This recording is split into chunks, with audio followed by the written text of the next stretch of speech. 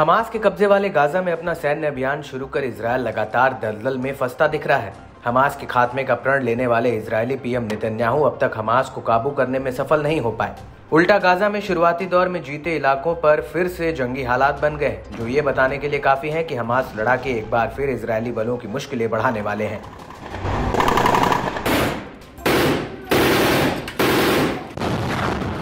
यही वजह है कि जीत की कोई उम्मीद न दिखने से तिलमिलाए पीएम नेतन्याहू ने अपना सैन्य अभियान तेज कर दिया है और दक्षिण गाजा के रफा शहर पर कहर बरपाना शुरू कर दिया है। इस बीच नेतन्याहू को इजरायल और अपनी सरकार से भी बगावत की चिंगारी अब शोलों में भड़कनी शुरू हो गई है। पहले रक्षा मंत्री योंग गैलेंट और अब वॉर कैबिनेट मंत्री बेनी गैंट्स ने भी आंखें ततेरनी शुरू कर दी है। दरअसल इजरायल जैसे जैसे गाजा में आगे बढ़ रहा है, नेतन्याहू की वॉर कैबिनेट में नई दरारें दिखनी शुरू हो गई हैं। इजरायली मंत्री बेनी गैंट्स ने नेतन्याहू को एक धमकी दी है। इसमें उन्होंने प्रधानमंत्री को युद्ध कैबिनेट के लिए 6 पॉइंट्स में प्लान तैयार करने के लिए 8 जून तक का समय दिया है। ऐसा नहीं करने पर गठबंधन से अपनी पार्टी को अलग करने की धमकी दे डाली है। इसमें यह फैसला भी शामिल होगा कि हमास के साथ युद्ध के बाद फिलिस्तीन इलाके पर कौन शासन कर सकता है। ऐसे में साफ है कि गाजा युद्ध की आंच अब इजरायली सरकार तक आ पहुंची। यही वजह है कि इजरायली नेताओं के बीच तनाव बढ़ता दिख रहा है।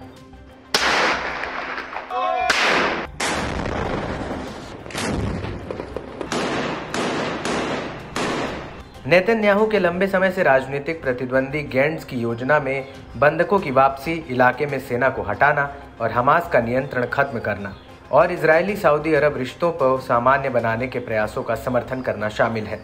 उन्होंने कहा कि यदि आप कट्टरपंथियों का रास्ता चुनते हैं और पूरे देश को पीछे ढकेलने का काम करोगे तो हम सरकार छोड़ने के लिए मजबूर हो जाएंगे। इजरायली सैनिक तो मोर्चे पर अविश्वसनीय बहादुरी का प्रदर्शन कर रहे हैं, लेकिन उन्हें वहां भेजने वाले लोग कायरता दिखा रहे हैं। बंधक गाजा की अंधेरी सुरंगों में नर्क की यातनाएं झेलने को मजबूर है। इजरायली जनता भी आगे आ रही है।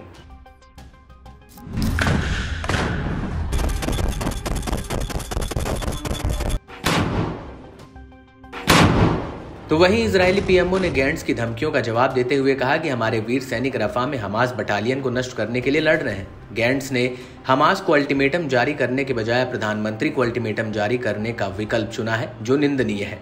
बेनी गैंट्स की शर्तों का मतलब साफ है कि युद्ध का अंत और इजरायल की हार, बंधकों को छोड़ना और हमास को सत्ता देना और एक फिलिस्तीनी राज्य बनना होगा।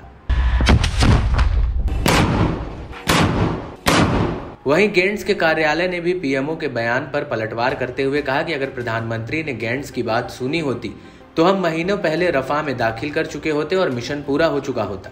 यदि आपातकालीन सरकार प्रधानमंत्री के लिए महत्वपूर्ण है तो उन्हें आवश्यक चर्चा करनी चाहिए, आवश्यक निर्णय लेने चाहिए और अपनी सरकार में चरमपंथियों के डर से अपने पैर पीछे नहीं खींचने चाहिए। फिलिस्तीनी प्राधिकरण गाजा पर शासन करने में सक्षम नहीं होगा। बाकी फिलिस्तीनी गुट कर सकते हैं, लेकिन सिर्फ तभी जब हम अरब देशों और अमेरिकी समर्थन से समर्थन जुटाएंगे।